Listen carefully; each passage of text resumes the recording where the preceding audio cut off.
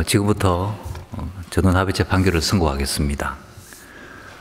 선고할 사건은 2018도 16,002호 준강간 사건입니다. 상고인은 피고인입니다. 이유의 요지를 말씀드리겠습니다.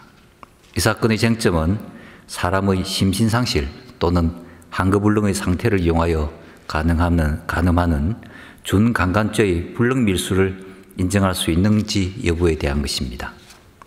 원심은 피고인이 준강간의 고의를 가지고 피해자를 가늠하였으나 피해자가 실제로는 심신상실 또는 한거불능의 상태에 있지 않았다고 보아 준강간죄의 불능밀수가 성립한다고 판단하였습니다. 이에 대하여 피고인은 상고 이유로 준강간의 고의가 없었고 준강간의 결과 발생 가능성이나 법익 침해의 위험성이 없어 불능밀수가 성립하지 않는다고 주장하고 있습니다. 먼저 피고인에게 준강간의 고의를 인정한 원심의 판단이 정당하다는 데에는 대법관 전원의 의견이 일치하였습니다. 다음으로 피고인이 준강간의 고의로 피해자를 가늠하였으나 피해자가 실제로는 심신상실 또는 한거불능의 상태에 있지 않은 경우에 준강간죄의 불능밀수가 성립하는지를 살펴보겠습니다. 결론적으로 대법원의 다수 의견은 원심 판결 이후에 일부 적절하지 않은 부분은 있으나 준강간죄의 불능밀수를 유죄로 인정한 원심의 결론은 정당하다고 보았습니다. 그 이유는 다음과 같습니다.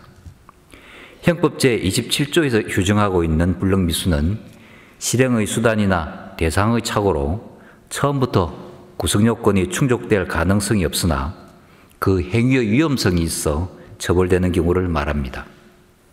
여기서 실행의 수단 또는 대상의 착오로 인한 결과 발생의 불가능이란 행위자가 시도한 행위 방법 또는 행위 객체로는 결과의 발생이 처음부터 불가능하여 범죄가 기수에 이를 수 없다는 것을 의미합니다. 그리고 불능범과 구별되는 불능밀수의 성립 요건인 위험성은 피고인이 행위 당시에 인식한 사정을 놓고 일반인의 위치에서 객관적으로 판단하여 결과 발생의 가능성이 있는지 여부를 따져야 합니다.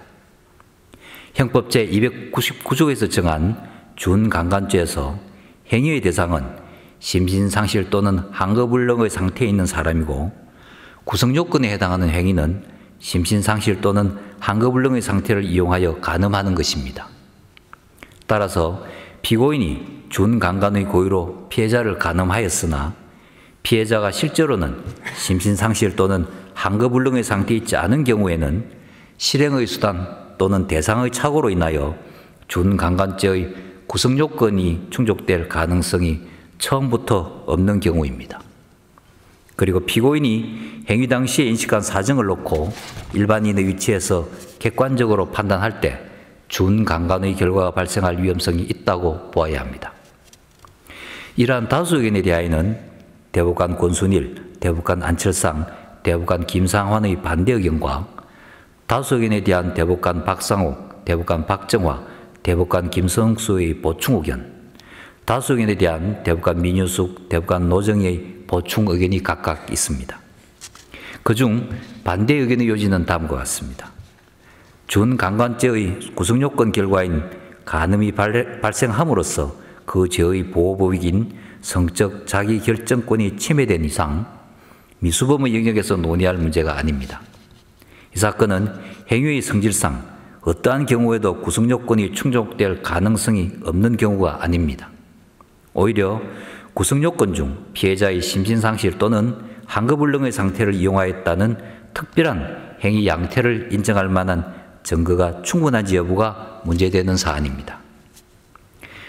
다수 의견은 구성요건의 해당성 또는 구성요건의 충족의 문제와 형법 제27조의 결과의 발생이 불가능한 경우를 혼동한 것으로 볼 수 있습니다. 그럼에도 준강간죄의 불능밀수를 인정하는 것은 가벌성을 확장하여 죄형 법정주의를 전면적으로 형이화하는 결과를 초래하여 타당하지 않습니다. 따라서 준강간죄의 불능밀수를 인정한 원심 판결에는 형법 제27조의 불능밀수에 관한 법리를 오해하여 판결에 영향을 미친 잘못이 있다는 취지입니다. 다수 의견에 따라 다음과 같이 판결합니다. 주문, 상고를 기각한다. 이상으로 오늘의 판결 선고를 모두 마치겠습니다. 다들 수고하셨습니다.